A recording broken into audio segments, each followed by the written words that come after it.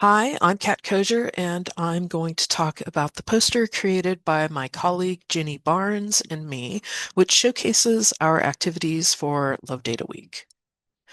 Love Data Week is an international event held the week of Valentine's Day that centers around research data and good data practices. Ginny and I have had conversations for over a year now about what that might look like here at Fresno State. We had several events during the month of February. When planning, we described activities as either active or passive. Active programs meant that we were actively engaged with learners. Examples are workshops. And then there's the passive programs, which were designed to allow students and researchers to engage on their own. A challenge that we had many discussions on is framing data literacy to undergraduate interests and needs, which means expanding beyond the traditional research data services. The Digital Declutter workshop was designed for undergraduate students and focused on providing a foundation for data literacy. Building on that foundation, we provided structures for naming conventions and folder organization, then examples of mapping data ecosystems.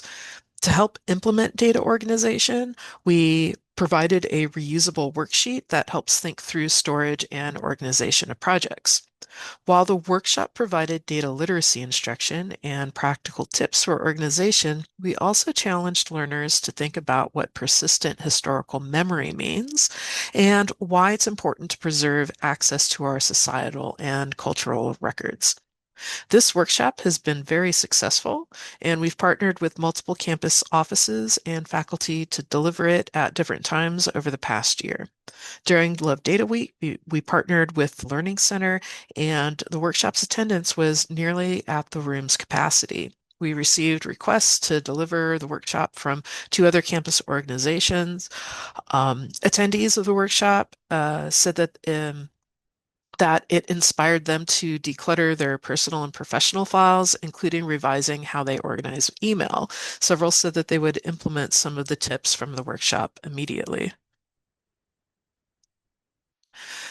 The Data is Power book display combined data literacy with Black History Month by promoting data books alongside Afrofuturism books.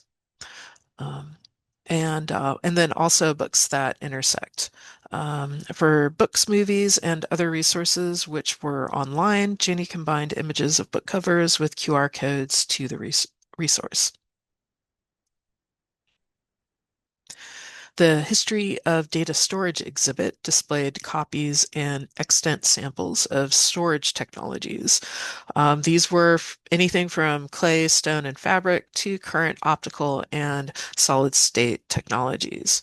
How data are stored shapes the way we manage, preserve, and transfer information.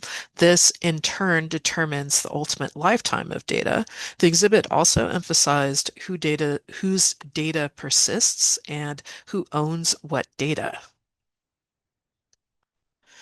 Fresno State Library also participated in UC Love Data Week by co-presenting the webinar, Five Ways to Love Your Data. This opened up registration and outreach to Fresno State affiliated researchers. This participation provided multiple benefits, including in developing the webinar, we all agreed to provide three examples per tip.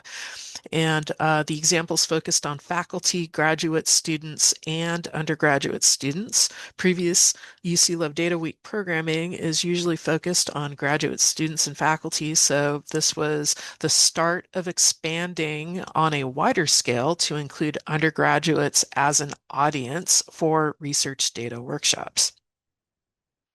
Fresno State and UC librarians continued conversations of including Fresno State in cooperative programming, and then also with future goals of including all Cal State campuses.